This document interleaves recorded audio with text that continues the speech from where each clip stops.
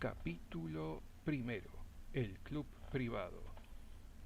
Lara se quedó dormida en el micro de larga distancia que se dirigía a Bariloche. Cuando despertó observó por la ventana a unos niños que jugaban en una plaza.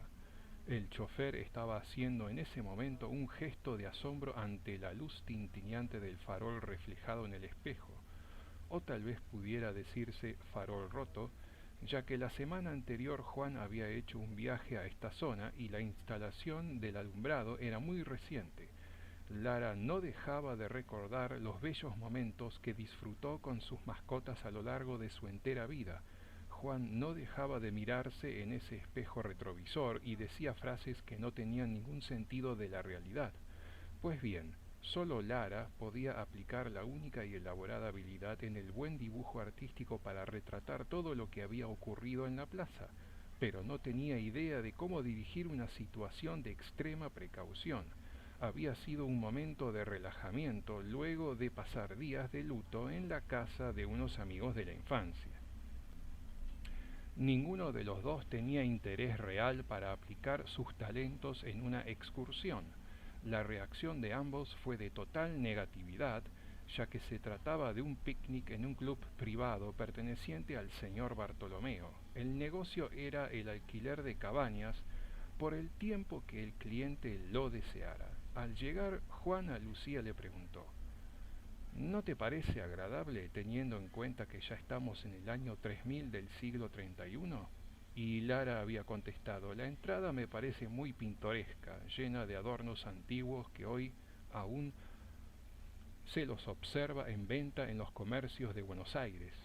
Tiene un jardín muy elaborado, pero luego de la última lluvia han logrado sobrevivir únicamente los arbustos y tan solo un cactus de 1 metro de altura. Pero a pesar de ello decidieron en su momento continuar con el negocio familiar. Es seguro que el grupo familiar comprara los terrenos para fundar una empresa. Y por fortuna lo lograron, con gran éxito. Así es que todos tuvieron que apresurarse los últimos años para resolver algunas dificultades relacionadas con el valor del terreno, que en aquel entonces era módico. Claro, que Lara no quería permanecer en silencio ni un segundo.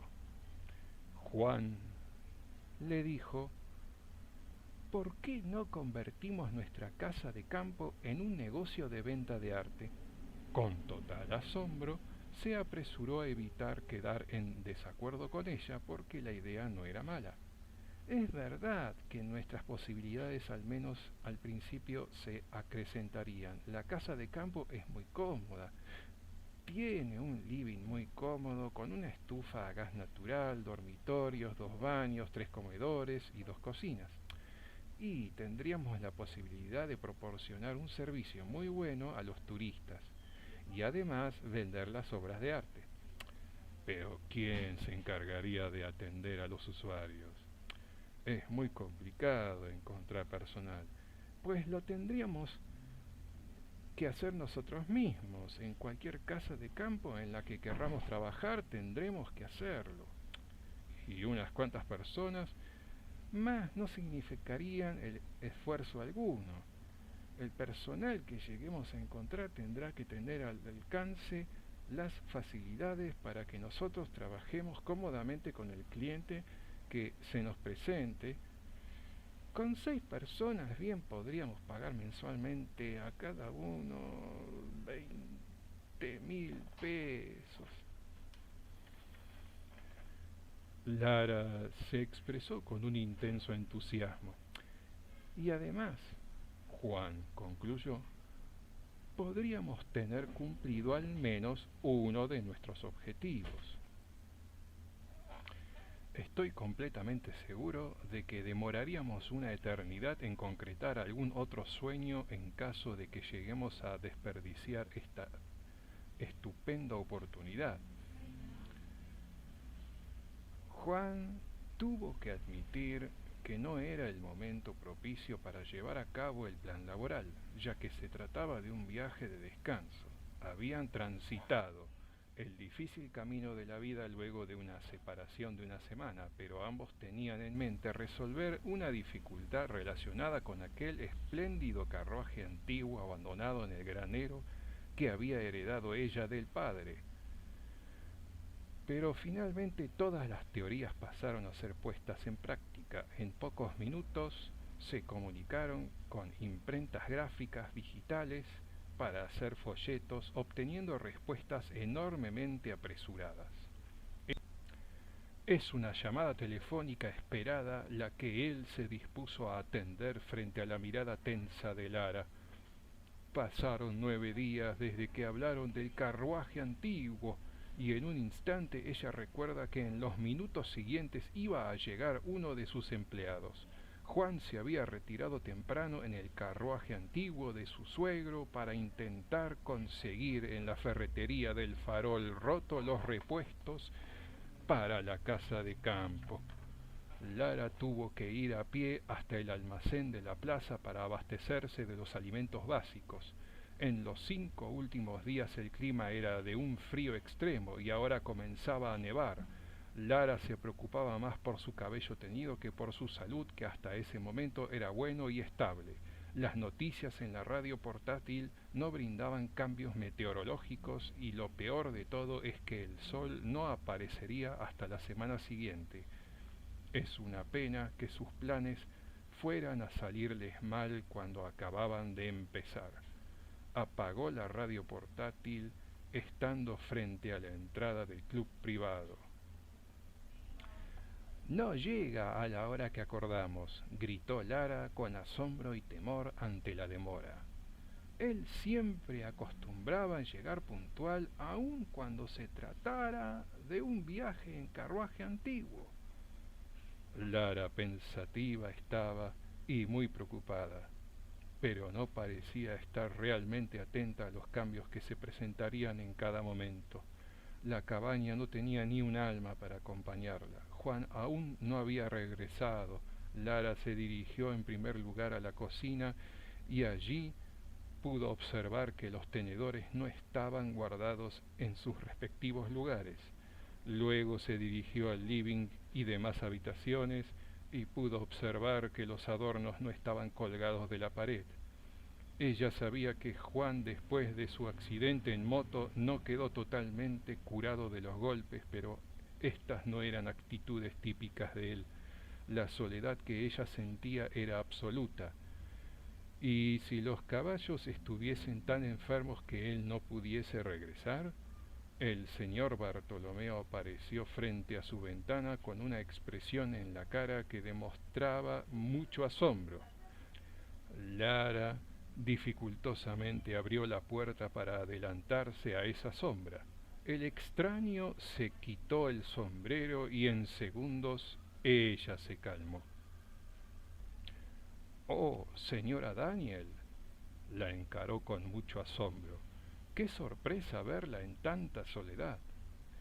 «Oh, señor Bartolomeo, qué tiempo tan sorprendente». «Oh, qué momento», le anunció Lara. El señor Bartolomeo sacudió su sombrero tejido a mano por su abuela y lo arrojó al sillón.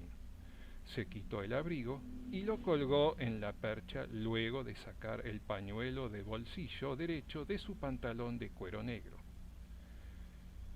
«Disculpe que la visite inesperadamente.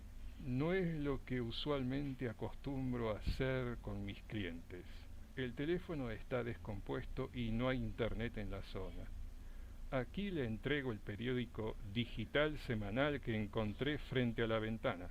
El motivo de mi visita es la repentina llamada de su esposo a la mansión del vecino para dejar el mensaje urgente de que no llegaría puntualmente al horario que habían acordado por una rotura de una pierna de uno de los caballos».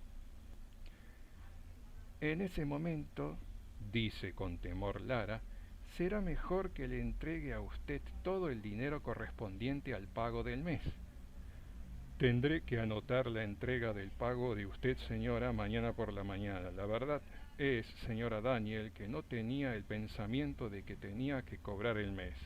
Espero que pueda usted comprender que aquí entrego yo los recados urgentes sin ayuda de empleados. Los empleados son solo los dos jóvenes que aprecio, Ludwig Klarheit y Paul Eckel. Ambos son medio hermanos por tener la misma madre con diferentes padres. No se inquiete, señor Bartolomeo, ya que de todas maneras estoy acostumbrado a este tipo de situaciones, dijo Lara distraídamente. Hasta el año 2999 el señor Bartolomeo había sido un destacado empresario con una parte de su vida en prisión por estafas y que cuando cumplió su condena se encontró con su hijo José enfermo de cáncer terminal, porque él quería entregarle el mando de su club privado antes de fallecer. Es entonces cuando el señor Bartolomeo se dedicó a hacer un puente imaginario que conduciría al club privado por un camino de un estilo diferente. Los clientes lo estaban poniendo a prueba y una de las atracciones del club es un antiguo telescopio reflector con el cual es posible efectuar en varias veces observaciones cuidadosas solamente de regiones limitadas del cielo. Ah, dijo Lara, encendiendo la pantalla digital pequeña. Tan solo es un desperdicio de tiempo. No voy a tolerar este tipo de mentiras.